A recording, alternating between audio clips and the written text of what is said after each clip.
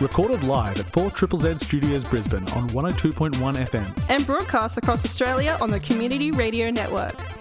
You're listening to Z Games. With 10 years experience and over 500 episodes, Z Games brings you the best in gaming news, reviews, community and culture. Want to reach out? Message us on Facebook at ZEDGamesAU. This is Z Games. I'm your host Paul, and joining me tonight is a Peter. Yo! And a Zahra. Oh, hello. You thought the age hierarchy of experience would put you at the top there, did you? I did. I knew the expectation was there, so I flipped it. That's fair. I needed to be humbled instead. like that. I did. Ooh. Yeah, that's anyway, right. Down a peg. Welcome to this radio show about video games, which we will be discussing at some kind of length tonight. Are we? Yeah. Yes. But I'd like to kick straight into the news so we've got something to chat about. So we're just going to do that right now. So we'll see you again, I don't know, what, in 4 minutes and 40... Toby. That's some long news. Okay. Get ready for some Unity chat. Let's go. Yay. This week in gaming news, Starfield hype, Unity meltdown, E3 is dead, long live E4, and some extra tasty gaming bites. Starfield hype. This week marked the launch of Todd It Just Works Howard and Bethesda's shiny new RPG, Starfield. Starfield went supernova, instantly becoming the biggest Bethesda launch of all time, and since its release it has hoarded over 6 million players, with over 1 million concurrent players, shooting it into the stratosphere when counting over all platforms. With official mod support coming next year, PC players have had the hardest time since release, with Intel and Nvidia systems copping the brunt of the issues. Todd Howard's response for people with PCs? You might need to upgrade your PC. Unity no longer for the gamer.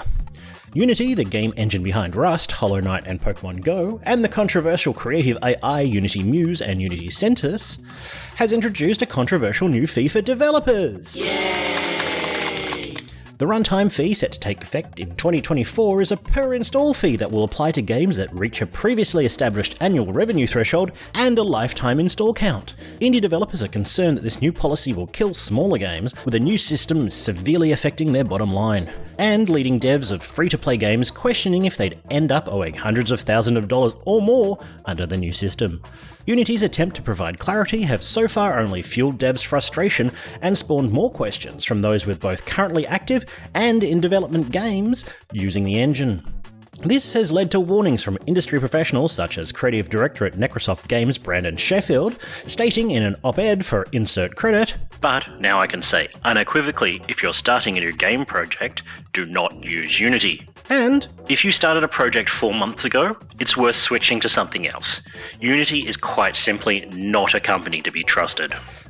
After a grouping on the evening of September 12, Unity clarified their previous statement, claiming that they will only be charging for the initial installation of the game, reversing their previous stance that multiple charges will be made for reinstalls. Unity also stated that the fee will now only apply to monetized titles, and that charity games and bundles are exempt. However, the announcement has raised further questions about the impact on the free-to-play genre, as well as demo installs. Further, concerns remain about how installs will be tracked, with a potential for abuse by bad actors, and devs concerned about the need to implement third-party DRM or digital rights management into their games. E3 is dead, long live E4? With the earlier announcement this week that PAX organiser ReedPop and E3 had cut ties, it may come as unsurprising news that E3 2024 is in doubt. The Entertainment Software Association, or ESA, who runs E3, have also informed the long-standing home of E3, the LA Convention Center, they will not be there in 2024. However, according to news site GameIndustry.biz, they are working on a complete reinvention of the E3 show for 2025. We live in hope. And now for some gaming bites. About to load up Cyberpunk 2077 Phantom Liberty DLC? Best check your system with lead scene programmer CD Projekt Red's Philip Persinski imploring gamers via tweet to check system stability and to please check conditions of your cooling system in PC. And feeling old? Well, Steam just turned 20 on the 12th of September, and 25-year-old fan site Atari Age has been acquired by Atari. And now for some upcoming games. Friday, September 15, Baby Shark Sink and Swim Party comes to PC, PlayStation PlayStation, Xbox and Switch, and tech-themed 3D platformer Botty Biteland Overclocked comes to PC. Tuesday, September 19, start your week with an open-world high fantasy strategy RPG in Dragon Air Silent Gods coming to PC, or race to your parking space in You Suck at Parking coming to PS4 and Switch. Can You Become a Real Boy and the Pinocchio Souls-like Lies of P coming to PC, Xbox and PlayStation. And lastly for Tuesday, Mortal Kombat 1 comes to PC, PS5, Xbox Series X and Switch. Wednesday, September 20, kick Animal Butt in the brawler/party game Party Animals coming to PC and Xbox, and put the shooting or spell slinging in the S of FPS in the dark fantasy roguelite shooter Witchfire coming to PC. And finally, Thursday, September 21st brings free-to-play Medieval Warfare PvP Warhaven to PC. Want to release your Inner Addams Family thing within to defeat some feat? Then play Super Adventure Hand coming to PC and Switch, and to finish, Payday 3 is coming to PC and next-gen consoles. And that's all this week in gaming news. That was a significant amount of news there, Toby. Thank you for that. Yes, the big news of the week has been Unity trying to destroy their entire business model for short-term games. Yes. Which actually, I would say probably on the whole, most people around me are already sick of talking about. A little bit. Yeah. Especially as things just keep changing. I want to keep talking about it, but at the same time, it's just like, it's evolving so quickly. And I so just volatile. get more and more mad each time. Yep. And it's just... I kind of just want to let everything fall into place and then sort of like come in like it's a crime scene investigation and try and figure out what happened. There's a few reactionary things, but also it is just an absolutely terrible business model. I don't see anyone wanting... Because basically the risk is if you do well, depending on your business model, it might be worse for you to do well. Yes. Yeah. Which is not a great model for people. Yeah, and I do want to be clear to people that there are alternatives. There are other game engines. Click and Play, Game Maker. I know quite a few people have made the switch to Unreal. Yep. Here, talking about things that are modern. God, you people. I mean, I guess Game Maker's still modern. I guess there's still some things out there. Anyway, Click and Play was my original. Oh, so good. So happy That's right. times. We'll all switch over to PowerPoint. Ooh, now that's a blast from the past. Yeah, that was the first engine I technically ever made a game First with. horror game I ever played was a PowerPoint. What kind of game was that? It was a horror game. Okay, good. Glad we clarified that. The very first horror game was a PowerPoint game, and it scared me. Oh. Your own game scared you? No. The very first horror game I ever played. Oh, played. I didn't even know that, like, games... My brain was still I assume cooking. It was a thing that was a jump scary thing. And it was a bit of a jump scary thing, but there was a lot of suspense up to it. Really good use of clip art. Click forward. Oh no, a scary girl face with a screaming sound. I'll have you know, it was a poorly drawn demon face that was drawn in MS Paint. Those are the scariest. Yeah, I was gonna say that's definitely scary. Yeah. Okay. But yeah, Unity, Down that's a with long Unity. cliff to be waiting for them to fall to the bottom on. They've been pushing their luck for a while, but it wasn't really enough to start turning... Because so many people, their entire investment base, their skill set is all in Unity. It's like, they're not going to change unless they're real... But now... You've done it. You've given people enough motivation. Now they're fed up. Yep. Well, there's also there's a lack of trust. Yeah. They did it in a very bad way. I don't know what the good way would have been, It's but like- not this. I know that, like, I'm pretty sure they clarify. I'm putting that in quotation marks. That, like, it was the new contract, You're quotation marks. describing it about as well as they do every time they clarify. It would come into, like, would take into effect at the end of the year. And it's like, Well, Cult of the Lamb said they were deleting Cult of the Lamb on January 1st. That was a joke. But, depending on what happens, those things may not be jokes in the long run. It'll be interesting And to see. this keeps going back to my point about games preservation and how easy it is for it to be taken away. Oh, yeah. We're great at stealing stuff. You go to archive.org. Oh, so much stuff. It's great. Good work. Licensing, like, it makes sense, I guess, from a developer and publisher point of view, but in the end, for consumers and historical record keeping and things, it's just absolutely horrible. There's so many games I wish I could play again. Yep. What can't you play? I'll let you play it tomorrow. I don't even remember what it's called. Yeah. Because I played it before I could read. Oh, well, it may just be a false memory, like a Berenstein's Bear situation. Oh, I don't think so. This one was pretty... Yeah.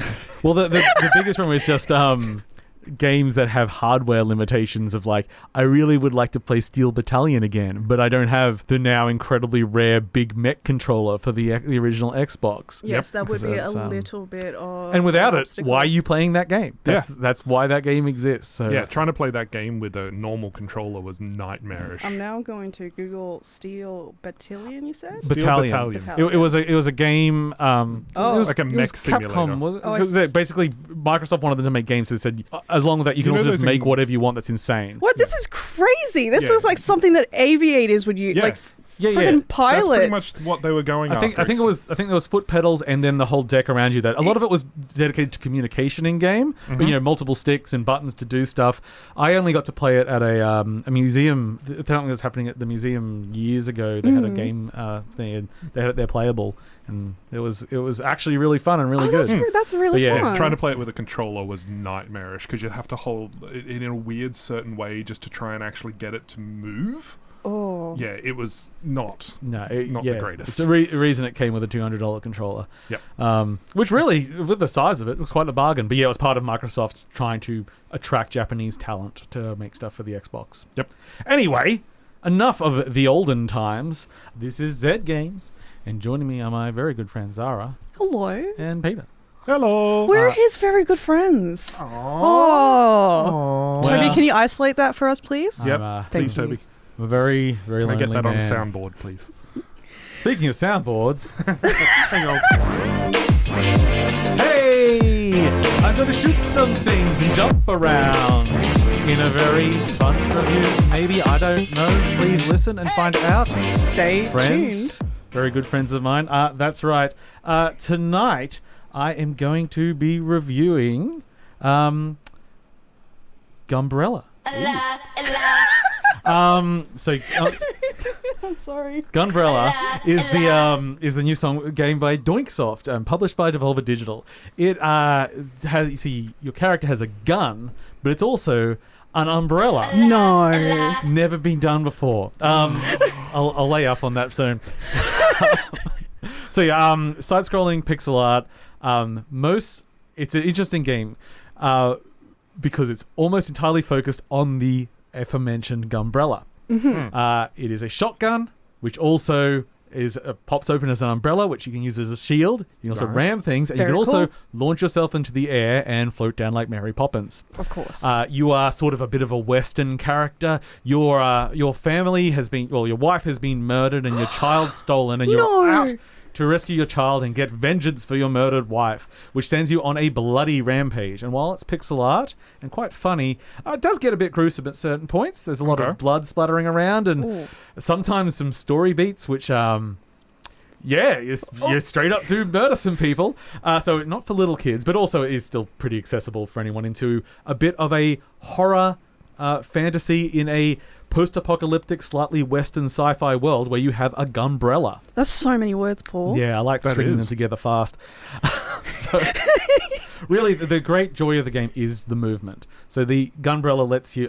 I have to say that word so many times when you talk about this game. I'm just visioning, So basically, it acts like as a dash that you can do anywhere. So if you jump off a wall, you can dash. As soon as you touch ground again, you can dash again. So it means at all time you have quite a long dash, which means when you're fighting a boss, especially the first boss of the game, because the levels are actually kind of easy, because if you drop down beside someone and shoot them in the back with a shotgun, that's normally the entire fight. So then you get up to a big monstrous boss, and shooting them with a shotgun didn't seem to end anything, and they sure are hitting me a lot, and I don't have any...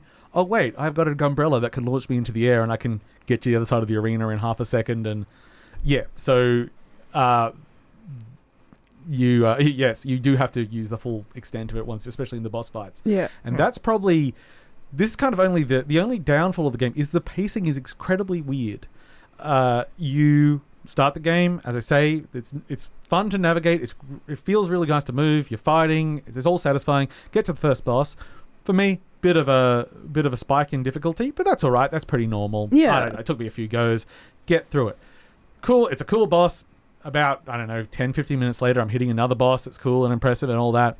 And then the boss has kind of disappeared for a long time. What do you mean disappeared? Well, like you get to later in the game, there are some like long-term antagonists that will just like get killed when you like in story when you get up to them. There's no fight. I'm like, I kind of thought I'd fight that person later in the game, but oh well, I guess not. It's not a huge deal, but it is like it's weirdly stacked at the beginning and then also at the end, obviously, because they've got a big finale. The game just is. It's not linear. You literally do go along a train line for most of it, but you can go back and forth on the train line. You're just sort of mission-based, but it's a linear story. But interestingly, it does have choice in it.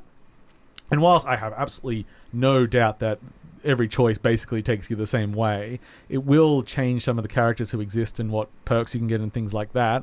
And some of them, I really do want to replay the game, which I haven't done because it is about 10 hours long, because I think there might be a couple of sections that can only exist if you make one choice or the other, because the story would go there. And without saying anything about the ending, for something that's kind of just a standard sort of revenge tale with kind of a standard revengey ending, there's a coda to it, which I thought was actually really, really clever and kind of touching in many ways, and sort of gave a little bit more weight to the world, which was a bit throwaway on the whole. But I do like the characters, and it's a very well thought out, fun world to explore. It feels really good. It does one of my favorite things, and not giving the nature of it, but during through the game there is a transition state, so it changes the nature of all the places you've previously been. Ooh. I love games that do that, whether for an event happening or a time skip or whatever. It means it's like familiar places that are now different, and I always like that. The world changing is always a good aspect. Yeah, it feels good. And I didn't really know. Like I said, it's like 8-10 hours. I didn't quite get the exact time on my copy, but I didn't really know where it was going to go. Eventually I said, okay, well, obviously the story's going to end there, but I've gone on some side paths and I thought it was going to be like you just go along the train line and that's the whole game, and no, it's got a lot more in there. And actually, this is the other big caveat. The Gunbrella is awesome, but you do get ammo for other things, but it's rare and quite expensive. Okay. So by the end of the game, where I suddenly had like all this other ammo, the Gunbrella is great. So it's kind of pointless. Yeah, I'd just like get grenades and I'd sell them for the money to upgrade my Gunbrella. The Gunbrella is just too good. Yeah, it is. It is kind of like everything else sort of falls by the wayside. They don't give you a reason to really explore that other stuff. Yeah. So it kind of didn't even need to be there if you want to experiment a bit more. But also because swapping weapons, there's not a pause wheel or anything. So swapping weapons in combat is not... That can be very fiddly. Yeah, especially if it's a twitchy sort of fast-paced one. Yeah, it's very fast-paced. I kind of think speedrunners will do very well in this game, because if you get the whole dashing, shooting, on Gunbrella and going, you can get a really good flow going in the game. So good flow is nice. That's Gunbrella. It's available today on PC and Switch. Nice. Published by Devolver Digital, and I played code provided by the publisher. And one more, that is, of course, Gunbrella. Yeah, I'm just imagining Tom Holland. Every time. Hey!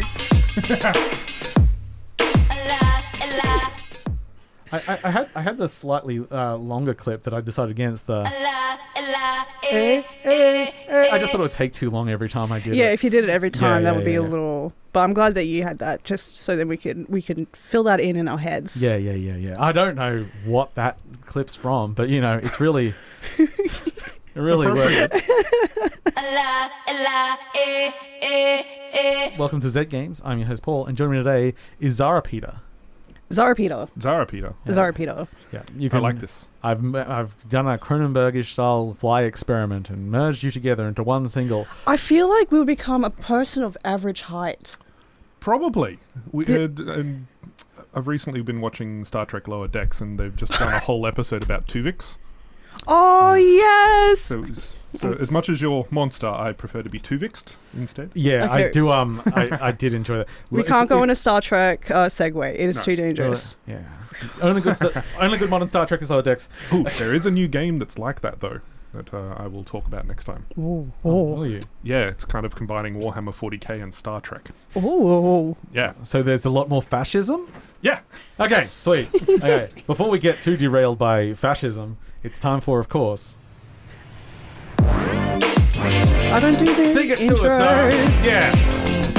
This is Paul's thing. Oh no! Woo! Let's go with Fern Flower. Developed by... Who's it developed by, Zahra? Fern Flower is a beautiful stylized 2D platformer. You didn't say it. No. It's a beautiful... I don't know how to pronounce it. And I don't want to. It's a beautiful stylized 2D platformer where you hop up a mountain collecting fern flowers, mystical plants that are supposed to grant you good fortune. And I'm reviewing it now because it is a wonderful mobile game that is easy to learn with very simple controls, but tricky to master. And if you ever enjoyed games like Ice Climber or Flappy Bird, then may I suggest checking out Fern Flower for a beautiful spin on a pretty simple concept. Or Doodle Jump. Or Doodle Jump. Thank you. Thank you. Climb as high as you can and collect as much as you can along the way. You'll start out at the base of a mountain, and simply by tapping the left or right side of your screen, you'll hop up in that direction. You'll need to hop left and right to ascend, and you must keep moving. Tapping for longer will allow you to hop a bit higher. You'll come across little collectibles and fern flowers, of course. Hop onto them, pick them up, and hold on to them for some upgrades. One upgrade is a jump start, where for a smallish cost you can get a head start on your climb, launching up effortlessly for a boost. The other is a magnet, to make it easier to collect your collectibles. In time, you can unlock other characters, each with their own bonuses and features that can make your climb easier. It's pretty simple, and it is beautiful, but it's also rather challenging. The mountain changes shape often, bringing you thin pathways to hop your way through, or wide gaps that need some strategic hops to get the right arch to get across. Snow and ice will slow you down, and strong gusts of wind will blow you right off the mountain. You'll have to learn to navigate these challenges. Between the art style, how meditative it is, and the references to Slavic mythology, as well as the relaxing and tranquil music, it is a soothing experience. And I find myself entering that flow state that allows me to zip up the mountain. That is, until I fall, because I botched a jump, but that's okay. I can climb that high again, and it is possible to use some of your collectibles to simply continue where you left off. Just make sure you don't immediately make the same mistake. I did. Yeah.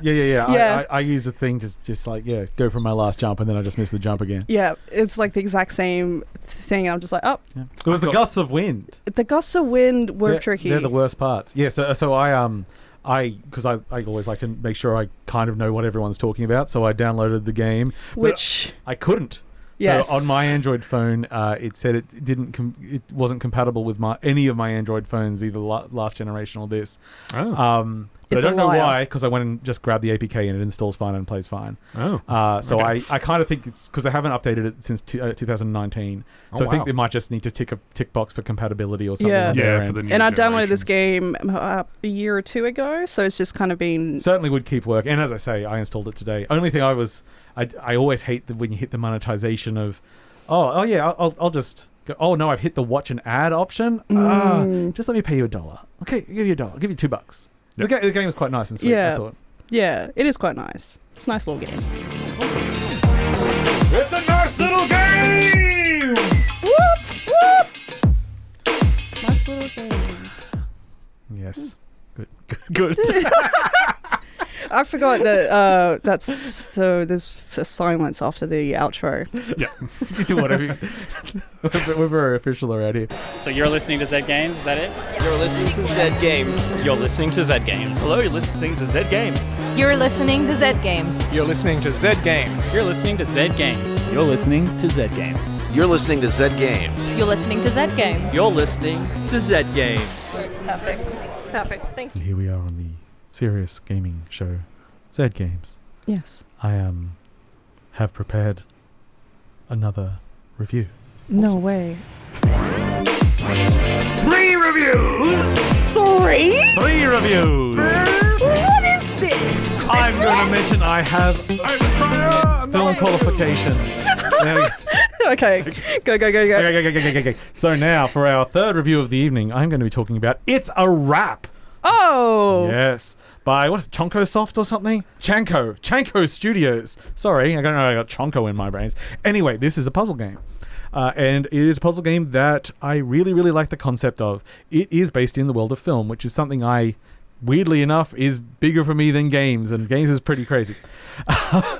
So in this, you are on set making films, and the main mechanics of the game is solving puzzles by basically playing with a timeline. It looks kind of like a video editor, where you had a script at the beginning of a level and says, okay, you run along and a boulder comes down and chases you down the corridor, and then at the last second you jump. And on that timeline, you have different elements like the boulder and when the roof collapses and stuff like that. So you're lining up all the effects. Mm-hmm. So, and as the gaming changes, there's different kind of effects. So there might be things that loop and things that are set in place and explosions, all sorts of things. So you have to work out the timeline to make it work. But it's not just a static puzzle game where you've got to work out the timing. It's also a platformer. Oh. So once you've set up the timing of the scene, you say action, and you, as your little Mario-style man, runs through the level and has to actually perform the task as the script said to get to the end of the level. So you'll run along and go, wait, if that wall's fallen down already, I can't jump over that, so we're going to cut and I'm going to go back and move those elements. Okay, now I can get through it. So sometimes it's a matter of you got to work out the pattern, and sometimes it's a matter of pure execution.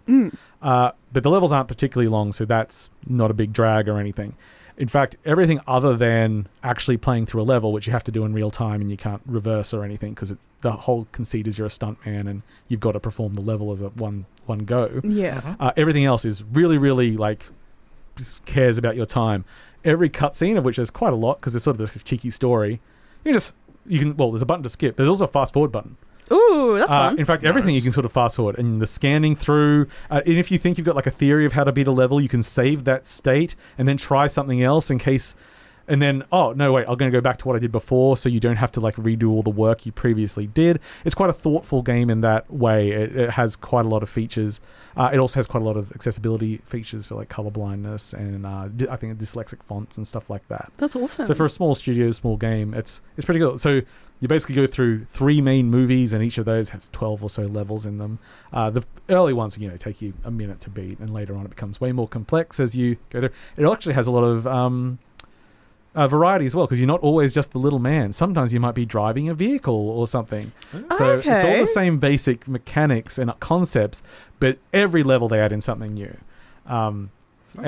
Help-wise, they've got a hint system in it, and you can spend your hint coins on, you can either choose one of the elements, you could choose all of them if you want to spend all your points, but to lock it in its actual position where it's supposed to be, so it sort of cuts down the amount of variations you could have. Yeah. But also, you can spend it on the script to be more detailed. Oh. So depending on how you want to attack a puzzle, if you are struggling with it, maybe you just need the thing of and then he jumps off the tank. I'm like, I'm supposed to get on the tank. And without actually telling you what the solution to the puzzle is, just giving you that direction of what you're supposed to work out. Yeah, that little bit of extra bit of information. Yeah. Definitely would help. It's a very clever little game. I found it pretty fun to play. And it's available Switch and PC. Mm-hmm. And I can't play my Ella button again. Oh, come on. I was thinking about it. No. I was going to, but no. But it's just a tight little package. It's because it's a puzzle game, and it's really, really varied on some levels for me. Some of the tougher levels I'd understand immediately. Yeah. So and others sort are of about, I'd say probably around the 5-hour mark-ish. Mm-hmm. But I thought it was really fun, and it's a really unique little game. With sort of the art kind of reminds me of WarioWare, but less crass. That I have seen some clips of the game. It's a wrap, and yes, that feels correct. Yeah, it's fun. Sells its concept, gets out of your way. I think that is another. It's a pretty good game! Ha! Would you say it's a wrap? Yeah, no, I wouldn't say that because I'm not a hack. Boo. And ouch. We all know I'm a hack. Anyway, I think it's time for another review. 4 reviews! 4 reviews in an episode? Has it ever been done? I don't know. Maybe. How are we going to beat this? I don't know. 5 reviews? Hey, another review. Tired of the hustle and bustle? Yes. Over the 9 to 5? Fed up with a relentless grind? Might I recommend Fishing? Fishing and Life, or Fishing Life, is a mobile game about fishing and life, I suppose, if fishing is your life. It's a 2D side-scroller where you can putter out in your little tinny, cast your line, and hopefully get a bite. The game is all stylized, and it is quite pretty with a day-night cycle that you can observe. Quite simply, you can cast your line, watch the fish bite it, and once it's hooked, you can reel it in. It doesn't make you do quick time events or balance a bar in a circle or solve for X. Cast, hook, catch. Except you will have to upgrade your rod, line, and reel. Each fish has a level requirement, and it takes a bit of trial and error to understand the requirements. But it's as easy as making sure you upgrade your gear as often as possible. Bait, of course, is also important. Whatever fish you catch can be turned into bait, allowing you to catch bigger fish. Some fish don't require bait at all. Some require a bait level of 1 star, others need 2, and so on.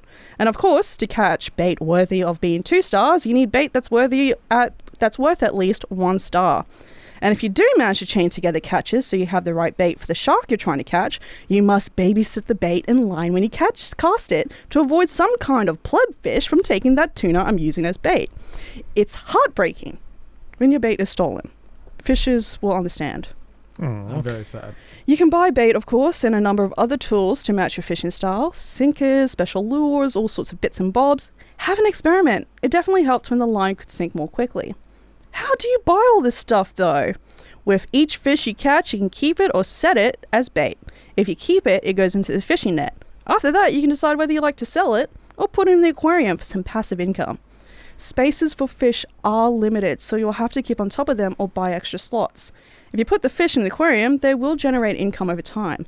They also require being fed, which requires watching an ad. Boo!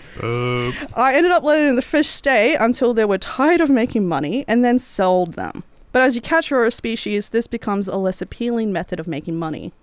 You can also find treasure chests, some of which will give you currency or doodads straight up, and others that require you to watch an ad before you can claim the currency. Boo! Which is fine, except I played this offline, and turns out that once you have an inventory full of chests that you can't redeem or remove, well, you can't pick up the chests that can be unlocked without ads. One unexpected mechanic has been unlocking and catching the boss version of a fish. If you catch enough of a species, you can unlock the opportunity to summon a boss version of that fish, which gives you a limited amount of time to catch. The first one was a shadow imp, which is hilarious. Imagine catching 10 snappers, and suddenly a giant demon snapper appears, and you have 2 minutes to catch it. Otherwise, Sounds like Fishing Tuesday and night. Life, or Fishing Life, is a pretty relaxing game, but it is a grind. You have to keep catching what you can so you can upgrade your gear so you can catch different types of fish. I stopped finding this cycle enjoyable after a couple of hours, but it's great as a game you can pick up, play a few minutes of, get some rewards, and then put down again. Much like fishing in real life. It's a pretty okay game! Woo! We could start 4 yelling, reviews. we could start yelling review scores like during the end bit. Just go, it's 6 out of 11. Great. I think this game is 3 fish hooks out of 6. Oh, that is With something. an added bonus It's- demon. Yeah, Yes. with a demon hook in there. For All some. good. Yep.